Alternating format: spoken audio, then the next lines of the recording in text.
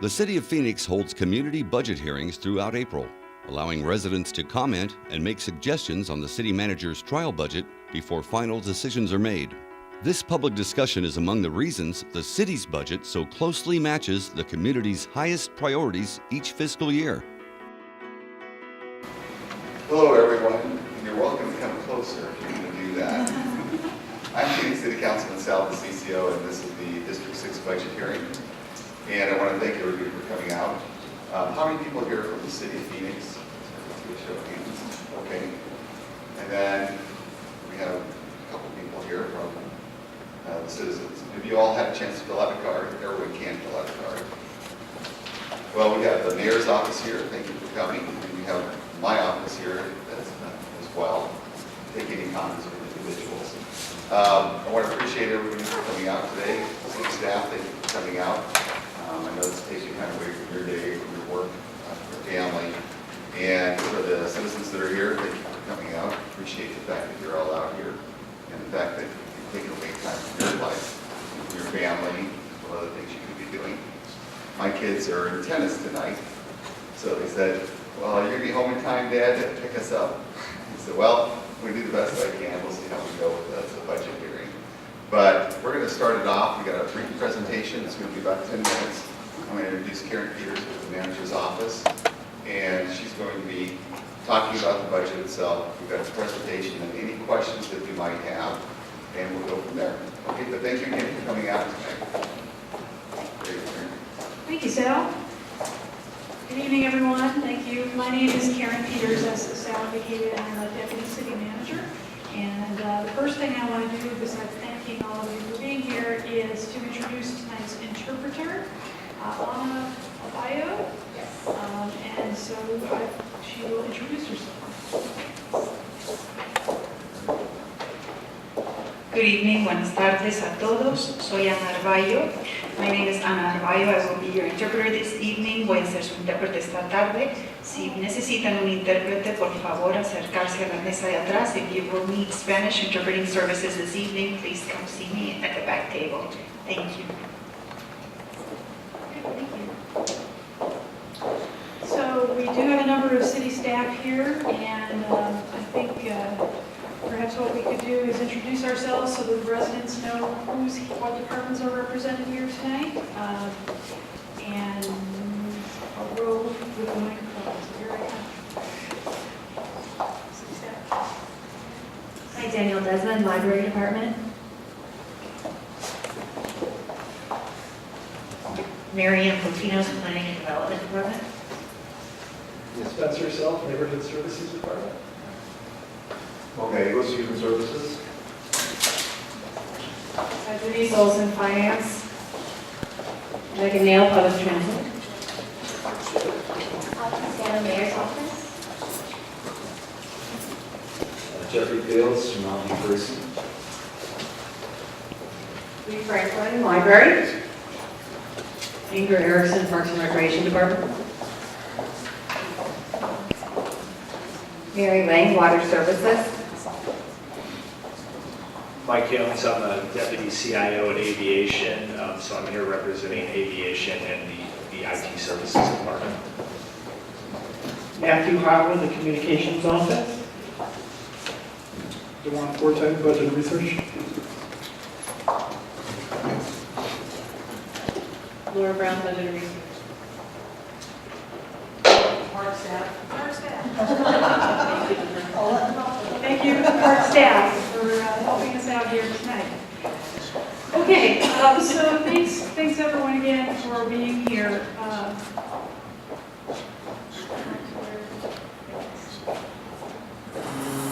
So this, what we're doing tonight is talking through the trial budget. This is one of 17 public meetings that we'll be conducting in the month of April to talk about the trial budget. This is actually the 5th one. We started them today and they'll continue through April 20th. Really encourage you to submit your comments tonight, of course, and tell your neighbors to get involved as well. There's an online option that we'll be talking about. I hope everyone, all the residents who are here, grabbed a tabloid, a budget tabloid, which is at the back table there. That describes what's in the budget. It has a Phoenix bird, so it's right at the back table, and you can follow along.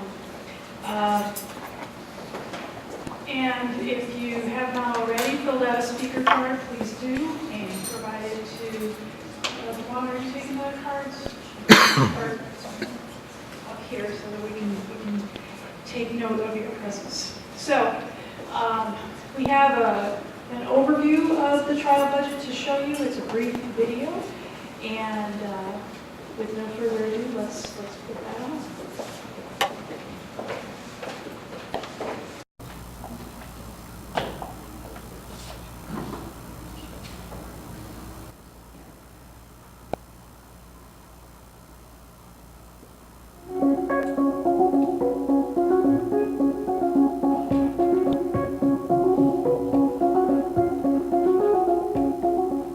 Hello everyone, and welcome to your first look at the City of Phoenix 2017-18 trial budget. The City of Phoenix wants to hear from you. Your ideas can help shape the budget each year. The final budget provides the plan for how the city will spend taxpayer money on key services you want and need, like police, fire, transit, city parks and swimming pools, libraries, youth and education, graffiti prevention, arts and culture, and help for seniors, and how they all could be impacted. The 2017-18 Phoenix City budget is balanced as required by state law and city charter. In this trial budget, the city is preserving the services our residents value. Out of the $1.2 billion general fund budget, there is a small $1.9 million surplus. This video will present proposals on how to use these funds. So here's how the city's budget breaks down. There are three sources: the general fund, enterprise fund, and special revenue fund. Let's start with the general fund. 3/4 of the general fund is for police, fire, courts, with the remaining 25% going for everything else like libraries, parks, senior services, arts, and administrative and support functions. Enterprise fund departments include aviation, water services, solid waste services, and the convention center. Special revenue funds come mostly from dedicated taxes that must be used for a specific purpose. For example, the Phoenix Parks and Preserves Initiative, also called 3PI, or Transportation 2050. That funding goes for transit, light rail, and streets. Under the strong leadership of the Mayor and City Council, we are glad to say the budget is balanced. Phoenix employees strive every day to work smarter, save money, and serve our customers. That includes making sound financial decisions, like keeping our credit rating strong, spending within our means, and looking for savings to use for important community services. Now let's take a look at the recommendations for additions to the budget for next fiscal year. In the general fund, there is a little less than $2 million extra, plus some opportunities to use funds differently to add service. First, adding 16 civilian police assistants. They will take over some administrative duties, freeing up officers so the officers can respond to emergency calls. So adding police assistance to our existing staffing resources is going to do a couple of things. It's going to get our first responders back on those priority calls for service faster and increase our service delivery to our community. Next, focusing on homelessness in our city. The plan is to create more outreach teams by eliminating 6 vacant positions in the Human Services Department. This would free up about $500,000 to send teams of outreach workers to homeless residents on the street to connect them with services and a place for shelter. These services are critical to the city. These professional outreach teams will work hand in hand with our community partners, neighborhoods, police, to bring these really important services to a very vulnerable population. For the library, there are 2 recommendations. Contract savings would make security at Burton Barr Central Library permanent, and the other is to create more opportunities to engage kids in educational programs. Now, that leaves about 1/3 of the surplus untouched. So the proposed budget calls for strategically setting aside that funding, about $641,000, into a rainy day fund. The intent is to offset a potential deficit in the 2018-19 budget, which was projected in the city's 5-year forecast. Okay, time now to get back to the 2017-18 budget proposals. Let's look at the enterprise funds. These services are funded with user fees, with the exception of the Phoenix Convention Center. The budget calls for putting a new emergency operations center and ambulance at Sky Harbor International Airport. This would ensure that if anyone at the airport needs medical attention, they can get to the hospital quickly from Sky Harbor. Next, the solid waste funds pays for our trash collection and recycling services. It's proposed to add 8 positions to enhance worker safety and increase collections. Perhaps you've heard of the Reimagine Phoenix campaign? This is all part of support for the goal from mayor and council to divert 40% of what ends up in our landfills by the year 2020 through recycling, composting, and education. Okay, now to other restricted funds, which are dedicated to specific services. The Phoenix Parks and Preserve Initiative Fund comes from a 1/10 cent tax to support our world-renowned parks system. To support safe use of our parks and preserve system and public safety, the trial budget would add 22 new park rangers. This would extend trailhead hours and provide additional support at flatland parks around the city. By adding rangers, we can extend the park hours at specific locations by 2 additional hours, which means that instead of hiking in the heat of the day, you can hike a little bit later. You can drive actually into the trailhead and continue your hiking later into the evening while it's still a little bit cooler. 13 of the new park rangers would be assigned to the city's more heavily visited locations, including North Mountain, Piestewa Peak, South Mountain, and other trailheads like Echo Canyon, Cholla, and Lookout Mountain. The other 9 would be assigned to flatland parks. Additional rangers in our community and flatland parks provide that extra layer of customer service that we currently don't have, and it'll provide an opportunity for people to get education or learn more about what's going on in the parks and just provide that extra layer of enhanced customer service. Also included would be funding to maintain 2 new dog parks, one at Reach 11 and the other at Deer Valley Park. From the Transportation 2050 funds, the budget calls for expanding service on some of the busiest routes around the city. It would also increase weekday midday frequency on routes serving Thomas and Camelback roads. And from the Development Services Fund, the proposal is to add several positions to keep up with increased building permits and inspections due to economic growth. Also, to increase and enhance communication and continue our efforts to streamline processes. One last important update is on the hiring of more police officers and firefighters. The city is on target to meet its recruiting goals of 3,125 officers and 1,615 firefighters. This budget that we're talking about now includes the addition of roughly 250 officers next year, getting us to our sustainable goal. So it's important for us to keep the public safe and live within our means. In 2009, our public safety funds were significantly in a deficit. To avoid layoffs and to balance the budget, we stopped hiring. By 2015, we were back, and we've been hiring police officers and firefighters since then. While we're down from our peak level of staffing in the police department, we're also significantly down in our calls for service to the department. Over the last few years, as population and calls for service have increased, we're also fortunate to return to hiring officers. So we've been recruiting in-state for a long time, but now we have that extra effort to be able to go out-of-state to recruit. What an amazing opportunity to increase the number of people that we find and can look for to build our staffing here in the Phoenix Police Department.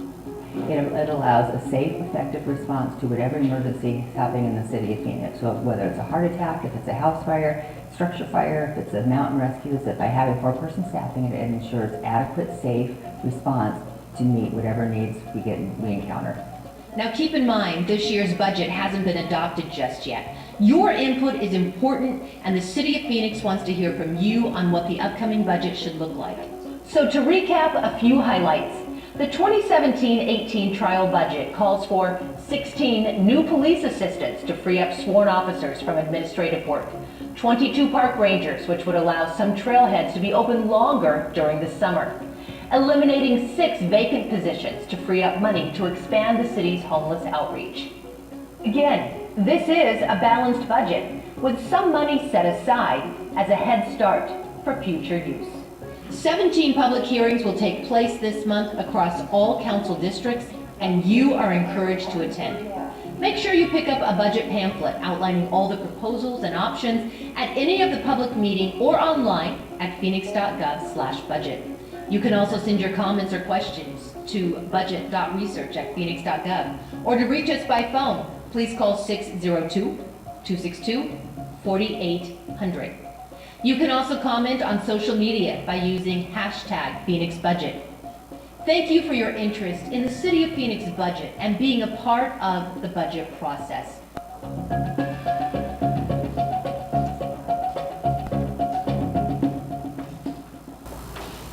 Well, there we go. Now, I know we had some new people come in. Did you want to fill out a card that speaks, sir, or did you? No, it's okay. I don't know, speak of one day. That's all right. So we've got 3 cards here, and if anyone else wants to fill out a card, let me know. Diane Weisenthal, are you still here? Diane, you wanted to talk about the library being open, but you said you didn't want to speak. So we got your comments. Would you like to still talk about it, or?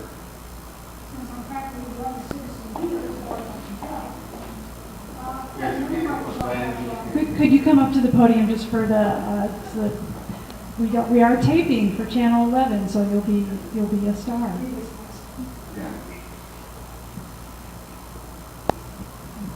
Okay, can everybody hear me now? Good. I understand we have a little bit of a surplus. That's great. I'd like to see a little bit of that surplus used to expand library hours.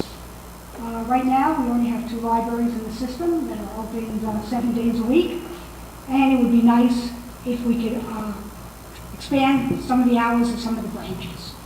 Libraries are a vital resource for education, for literacy, for senior citizens. So I'd like the City Council to think about that. And then one of the other comments you had, Diane, was that by keeping them closed, it's a waste of money. It is. Having empty buildings for a large part of the day is a waste of money. It's a waste of resources. Now, I don't want that to mean that I want you to take those buildings, close them down, and sell them. I want you to expand library hours for the use of the citizens. Thanks a lot, Diane. Thank Thank you for coming you. out. In regards to, are we beyond the shortfall now? Are we beyond the shortfall? Well, let me take the cards. Well, we can. Let me go through the individuals, and then we'll be happy to bring that up. Because you said surplus, I didn't. Well, there was a $1.9 million surplus this year. The problem we're going to have, the city thinks is going to have, is we forecasted a deficit for next year. Next year is just going to be a hard time for everybody. And I can talk a little bit more about that a little later if you'd like. And then Jamie Johnson, we talked earlier. Would you like to still speak, or would you want me to just read your card? Just go ahead and read your card. Okay, and this is from Jamie Johnson. I'm in support of the 16 civilian police assistants and for the elimination of the 6 human service positions for the homeless, the reallocation. We've got that down, Jamie. And then we have Karen Beckbar. Karen, are you here? Oh, come on up, Karen. Oh, we got you. Okay.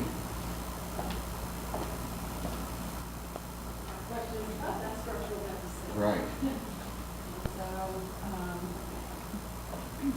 I don't know what the size of the structural deficit that you're anticipating in the next year is, because you don't have any information about future budget years. And so I don't know whether this is a good start or it's just a drop in the bucket. So I'd like more information. This doesn't really tell me a whole lot about your budget. I mean, this just says what we're adding and what we're subtracting in terms of positions. It doesn't really give me a good picture of how we're spending the money. And, you know, I see something about, you know, police officers. Have we actually rehired up to the level we were at 10 years ago? And our city has more population. Are we doing anything to improve the number of officers we have on the streets? So that's what I'd like to know about. Sure, Karen. And we turn that over to Karen. Okay. And then I can answer that as well if you get comments on that. Thank you, Karen. To address the first question, which was, you know, how does it look for next year? We did do a 5-year budget forecast and presented that to the council in February. And for 18-19, as Sal has indicated, we do project a deficit in the range of somewhere between 43 and 65, a range, $1 million. So next year is a challenge. That we all recognize that. We were fortunate this year to be able to bring it not only into balance, but to have a small surplus. You also had a question on your card. I just want to address this. You asked, how is the city addressing the structural deficit due to the public safety retirement payouts?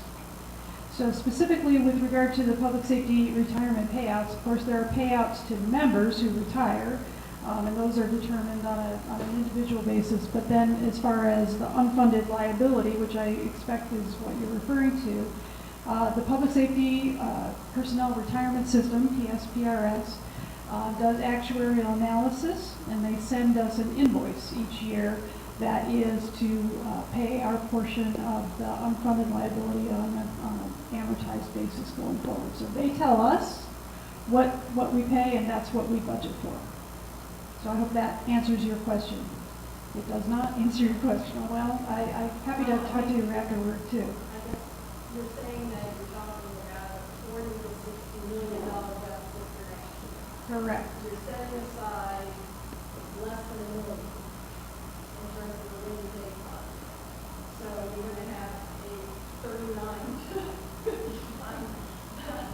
million deficit. And my understanding is a lot of that is coming because of the liabilities associated with this retirement program. So I guess my question is, going forward, are we doing something that's going to get us out of that hole? ASRS had a problem, and they went from 2.5% contribution from employee and employer to now it's close to 12% for employee and employer over the last 10, 15 years. So if they've gotten theirs back in balance, what are we doing as a city to make sure that we can meet our obligations to the people who have served us well? And that we probably promises to. I can answer that because it's more of a political question than a policy-related question. Very little is the answer. People know I'm very direct. I will tell you exactly what I'm thinking. I will tell you what I believe to be happening with the budget. I believe the budget itself is a structural deficit in itself. So let's go through each of your questions that you had, Karen, and let's see if I can answer that to your satisfaction, or at least be direct with you on that. The structural deficit with the city of Phoenix when it comes to the police officer and firefighter employee, or the pension fund, is about $3 billion of unfunded dollars. It means we don't have the funding to do that. What other cities are doing across the valley, other cities have actually taken this on, and I agree with you. The police officers and firefighters made a commitment to us. This is our funded part. This is not their responsibility, but the responsibility of what's been happening within local governments, not just Phoenix, but other governments throughout. Other governments are actually handling it and doing the right thing and paying it down. So what's been happening through time, by making that minimum payment, whatever it is that they're telling us to pay, we're not paying down that debt. So I just want you to think about a credit card. Just think of your credit card. If you allow your credit card debt to continually increase, what happens? Your payment goes up. Your ability to purchase goods and services for your own family become diminished because that debt keeps going up. There are only two ways to realistically handle a bad credit card or a debt. The two ways to do that are this. You either start paying it down, which responsible people start to do, or you allow it to continue to grow and then pay it down over time and try to, and hope that the next generation, the next group of individuals, the next politicians are willing to deal with that. I think we need to deal with it today. We made a commitment to the police officers in particular, and then the firefighters as well. We made a commitment to pay for that unfunded debt. We should start paying it down. Chandler has made a determination and voted on this, I believe within the last 2 weeks, to start putting aside close to $100 million over a 10-year period. $100 million in addition to what the minimum payment is. So I think that we need to do that. The second question you have is, how does the city of Phoenix, correct me if I'm wrong, run into these deficits every other year, it seems like?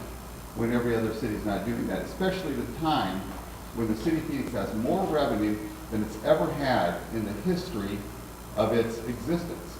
We've got more revenue in now than we've ever had and continue to have. The problem is your expenses are outpacing the amount of revenues. Now, what you've heard before, you've heard some staff members blame the police department and the firefighter pensions. Pensions are a problem. Believe me, they are a problem. But they are not the real reason that we have a problem and a structural deficit within the city of Phoenix.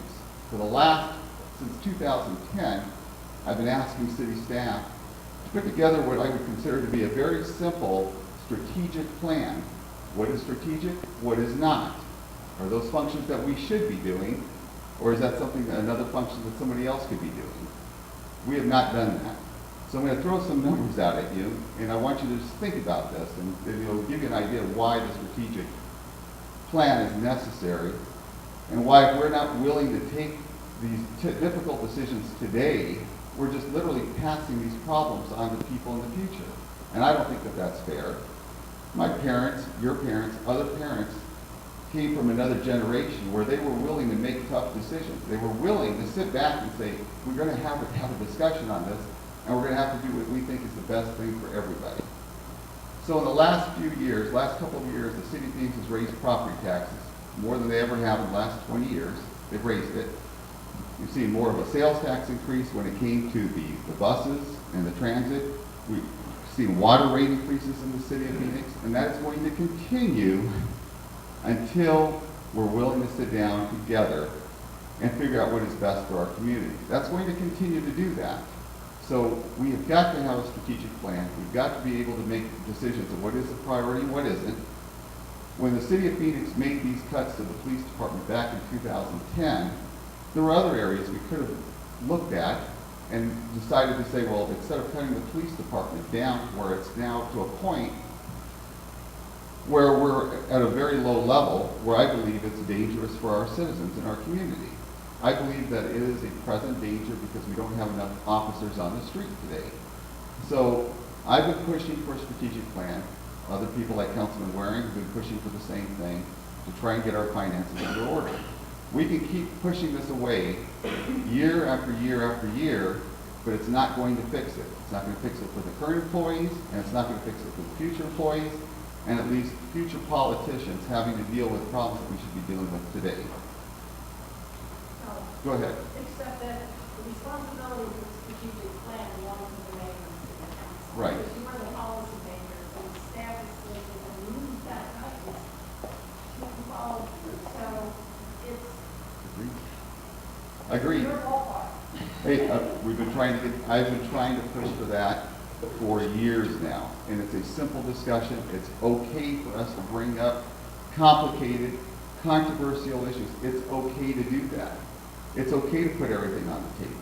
It's okay to do that. We're never going to get anywhere by keep pushing it off and allowing other people to have to deal with it. The next card is from Neil Haddad. Police hiring.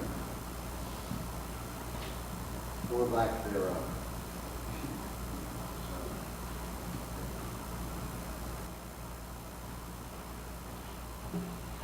So, budget stuff, all about numbers. First thing I want to say to city staff, do you feel satisfied with the turnout that you have here tonight from citizens? Have you done everything that you can to get people to come out? Are you communicating in ways that they understand the budget process, that they want to come out and comment on it? How many citizens here? Please raise your hand. 7? So, yes, I want to talk about police staffing. We all have something in common in this room, and that is none of us have enough police officers to cover us in this city. You mentioned before about how the hiring freeze went into effect in 2010. What was not mentioned also is that the public safety employees, fire and police, voluntarily took a cut in their compensation to, I believe it was, 6.2% or something like that. And 9 years later, We are still not back to restoring those compensation cuts. So if you take the dollar that you had in '09 and measured the purchasing power that you have today, it's 85% of what it was in '09. Jeff Barton and Ed Zerker, love them both, great guys. We heard them talk about numbers. And Jeff specifically said that we're hiring 225 officers next year. That's the plan. What he didn't mention is how many retire in a given year. So, past 3 years, the average number of police retirements, 151 average per year.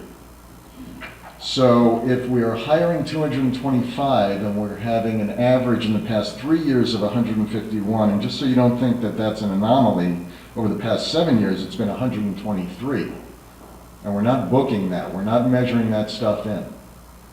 So we're actually getting a net gain of perhaps 70. We're not getting into the numbers of we're getting 20% dropout of people that we come through the academy that for whatever reason don't make it through to the end.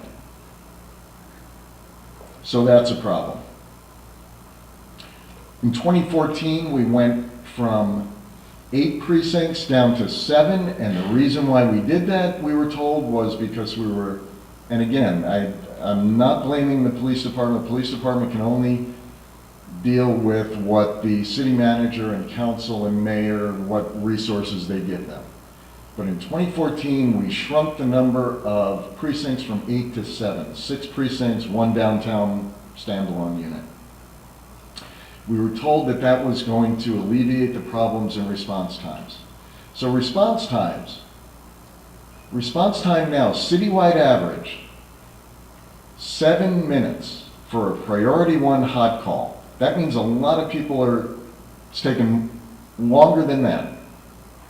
Got 540 square miles in this city. We're not going to cover it. We're not going to be better. We're not going to be safer. You know, priority 1 call. A priority 1 call is for attempted rape, attempted, robbery in progress, home invasion in progress, domestic violence situation. These are really scary situations that every police officer is really concerned about going to, even when they go to it. Even when they get there, what about backup? We never talk about backup when we talk about response times. 7 minutes is the big number. The other number that you need to know is that the squads, the units that work together to cover a specific area in our city, they should be 12, 14 on average. The average right now is 6.9. 6.9 officers. Many of these people do not take vacation time because they don't want to stiff their fellow worker and have them have to cover more area. It's an awful problem. We're not going to get there unless we hire more. The number that we're hiring right now is not going to get us back to anything close to where we were or what we need to be. Right now, we're at 1.7 officers per 1,000 residents. The average for the top 10 cities is 2.5 officers per 1,000 across the country. We are sticking our heads in the sand on this one. So, I know you say you support police and fire. There are ways to work this out. They've happened before. We probably would be in better shape now had we not curtailed the food tax, for instance, earlier than it was supposed to sunset. So there are options out there. 2 specific questions that I have. One is about or statements. I want to say in the budget book here, the first item there is respond to calls for service with the 16 civilian police assistants. I'm all for that. I think that makes sense. The problem that I have is how this is positioned to the public. The last line in there, it is anticipated that this addition will have a positive impact on response times. So I want to ask, once these folks are hired and they're out there, how are we going to measure that claim? And what effect are two people, two in each precinct, how is that going to really affect response times? The other item I want to ask about, Mo is here. Is he still here? He's gone. Yes? He's gone. Okay. So, under Human Services, it says the emergency shelter for women and families. It says eliminate 6 vacant positions. How can this be vacant positions if 3 Human Services employees, if 3 Human Service employees were pulled from the MRO program where they go out and they do case management in working with the police department on the misdemeanor repeat offender program. They were pulled away from that, and so now we're claiming that these are vacant spots, and of these 6 vacant positions, we're then going to take $500,000 and outsource it to Community Bridges. So, I mean, I want to know, what are the metrics for that? How are we going to know if that program is working? What does outreach mean? Do they go out and see people on the street? Are they getting services during this outreach? Are we lining them up so that there is case management going on? That's enough for now. 7 minutes. Well, those were all good questions, Neil. Thank you for doing that. Did that work? I think it's working, isn't it? Yeah. Plus, I'm Italian, I'm supposed to be loud anyways. Thank you, Neil, for that. Did you have another question too, sir? I was trying to wonder how volunteer police fit in the overall picture. The question is on the volunteer police and how they fit in the overall picture. Commander, would you like to address that, or someone else? Lieutenant, sorry. Yes.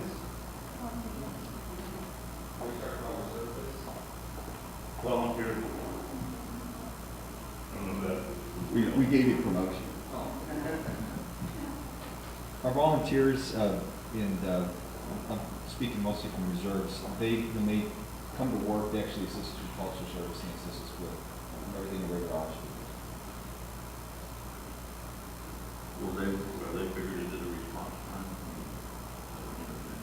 You know, I'd actually have to revert back to the sales part because they've got their own metric systems as far as how they're figuring out the culture service time. But when they come out here to serve, they do the same thing as officers. And then, as a follow-up too on are we hiring fast enough? I talked to the commander who oversees the training, what's it called, the South Mountain, the academy. And I talked to him this morning about it. He said that he was at capacity. I've also talked to Councilor Nowakowski, who's head of the Public Safety Subcommittee. He chairs that. And one of the ideas that was brought to us by PLEA, Phoenix Law Enforcement Association, was to go out and start approaching a lot of the military bases, actually sending people out there. I believe, and I've been told we're going to start doing that, to start approaching those military personnel. Think about it. They've already been trained.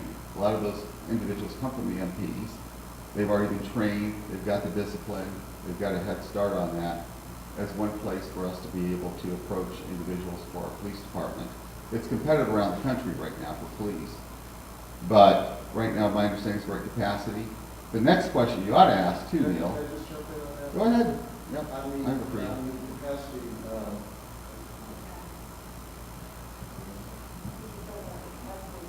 The academy itself. And so, PLEA has also offered up, like was done, I want to say it was 14 years ago, something like that, when there was really ramped up hiring. They did evening and daytime classes so that they were able to process 50 a month. They've also recommended that. So that's another option. We're not at capacity unless we're doing 2 classes at the same time. I don't know how many we're doing, but I do know we're at 45 per month, is what the commander told me today. I don't know what the capacity was, and I don't, you know. The other question I think that you need to ask is 3125 enough? When we talked to the police department today, at the other meeting that we had, they believed strongly that we were going to be hitting the 3125 by the end of next year. I'm not so sure of that because of the attrition levels that you cited as well. I'm going to believe them until it's not true. And then we'll, you know, and with this, with also looking at these military bases, I think we're going to be able to hit that deal. So the real question after that is 3125 enough? And just to give a little history, what's happened with our police department to show how short we are in the police department today, and this is not a reflection on the police department at all. It's a reflection on the politicians who allowed this to happen. It's the fact that a lot of these squads that were taken apart, we had the fugitive detail squad that was taken apart, the squad dealing with domestic violence. A lot of these squads were literally taken. These are the specialty squads that we felt were important as a city of Phoenix, that because we're so short on police officers, we had to go in and pull those individuals that are highly trained in that area to go back onto patrol. So now what happens with institutional knowledge and history over time? You start to lose that over time. So by pulling those away, I think we create a long-term issue away, but there was nothing else left that Chief Williams could do, which I believe is doing an incredible job for the city of Phoenix. She's going to be literally one of our best, if not the best, police chiefs we've had. She's willing to make tough decisions. But the question is, how do we handle that going forward? And I don't think anyone knows what we're going to be doing with that as we move forward with these new hires, and whether or not 3125 is going to be enough. I don't think that it's the right number. I don't know if the 2.5 number that you cited is the right number either, Neil. I don't know what that number would be, but I do know right now, today, we're short. I don't believe 3125 is going to cut it. The question is what does that number need to be as we move forward? And I don't know today. So, you know, the other thing is you're talking about the different specialty units. We didn't even mention the fact of how many detectives have been pulled off and reallocated into a new rebid. And the other thing that really affects neighborhoods is instead of each precinct having 3 net squads, neighborhood enforcement teams, which really are the ones that do the crime suppression, so as to allow that reduction in the calls for service. You know, we're really cutting back on that. So it makes no sense at all. We are counting on luck to be our crime fighting partner in the city. Well, and good police officers too. I mean, the police officers we have on the street right now are doing an incredible job. And I've got friends of mine on the police department, and for them to tell me, I've got individuals that have been on for 29, 28 years. Remember, they're handling people that are the worst of the worst. They're people that we wouldn't even want to touch and put our hands on. They deal with on a daily basis. These individuals have to go out there and do that type of work. There are very few people in our community that are willing to do that. They've taken that, they've done that level of sacrifice, and they deserve better. I've got individuals, like I said, that have been on the force for 29 years, and I've never heard them say this. They're the most dedicated individuals I've ever seen in my life. And they're even coming up to me telling me, hey Sal, I gotta tell you, I said, we're ready to check out because the stress level's too high for them. And when they've got calls coming in, they've got calls after calls, and they cannot handle the calls that are coming in. Hence, you see the problem with the response times. If they're not able to handle those calls because they're just short on the street, then not only do we have a problem with the public and those individuals, it only takes one person to be a victim of a crime. That one person matters. And if it takes 7 minutes to get to that one person's home, that's just unacceptable. Average. That's right. Some are longer, some maybe a little shorter. Average is 7 minutes. And you're right. Years ago, well, actually, one of the conversations we had up, we found 3.5 minutes back in the 1990s as a problem of not being able to respond back in time. So I'm committed, I've made this commitment, I've made it to the city of Phoenix and the staff to find ways to hire faster and to hire more. That means we can't do everything either. There are going to be parts of this budget that we're not going to be able to do. So we have to make a decision. It goes back to the strategic plan. Is our police functions, I'm talking to my kids, to myself, because they use the word is and are, in places that they shouldn't. But are police functions a strategic function that we should be doing? Yes, it is. I would say most people would think that it is. Then the question is, how are we going to fund that? And until we do that and rank order every single function that we do in the city of Phoenix from top to bottom, we will never get this under control. And you're going to start seeing the city of Phoenix spend things in areas that we shouldn't be spending on. When the city of Phoenix spends $9.875 million to study trash, because that's what they passed. Granted, it came from another budget. I get it, but it's still a waste of money. It's a waste of time. It's a waste of money. It shows you where our priorities are. When the city of Phoenix is building apartment complexes, affordable housing complexes, I got to tell you this, at $281,000 a unit for apartment complexes, when the most expensive apartment complex ever sold in the city of Phoenix, ever sold, on 26th Street in Camelback at $277,000 a unit for private sector apartment. It had huge pool, weight rooms, saunas, everything was upgraded, wood floors, granite countertops, elevated ceilings. And the city of Phoenix, right down the street at 24th Street in Van Buren, is building affordable housing apartments at $281,000 a door. Tells me we've got a problem within the city of Phoenix. It just tells me that. And until we start looking at these things and start making a determination of what we want to do in the city of Phoenix and where we should be, we are going to continually have these problems. And people are going to come by and say they're not getting the kind of police service that they got, that they believe that they deserve and that they're paid for. I agree with them. All right. We're going to go ahead and end the meeting. Thank you, everybody, staff. Couple of things. There was a question about police hiring, and then also what are the community outreach folks going to be doing that would be funded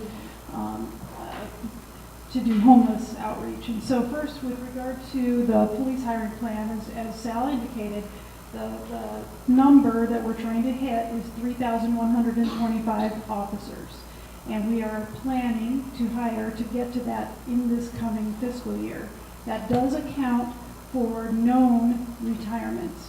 And what we have committed to do is, to the extent that there are additional retirements over and above what we know today, that we will add those to the hiring plan. And that is true of the next 2 fiscal years as well. We plan to hire to replace the retirements. With regard to the human services positions and the particular community outreach that they're going to do, I would love to have Mo, who did come back, to speak specifically to that. Thank you, Mo. Yes, right now our homeless team that we have dedicated to homeless issues, including Emerald, is 5 positions. When we take the 3 away that we're taking away, the 2 that are left are going to be dedicated and continue all of the Emerald work. So we are not decreasing our resources to Emerald. If that was to increase, then I will make those decisions in the department on how we can reallocate and keep up with that. So that was one part of the question. The other thing is, there was mentioned that the... Okay. So we get 5 people and we're taking 3 away. How are we not reducing resources? Because those 5 are not all just doing Emerald. They're doing all homeless activities, including right now the outreach and homeless engagement that we're trying to do. But quite honestly and quite frankly, we as city employees, we're not geared to be out at 5 o'clock in the morning, 9 o'clock at night, over the weekend. This is a service that really is better contracted out. So what we are doing with Emerald is the 2 full-time that we will keep dedicated to Emerald. The other 3, we are going to take the funds along with other positions that are vacant to make up the 6, to complete the 6. Those are the funds that we're going to use for the outreach and engagement. The other part of I heard was that it was going to CBI. That is not the case. That is a request for proposal that is currently right now out on the street.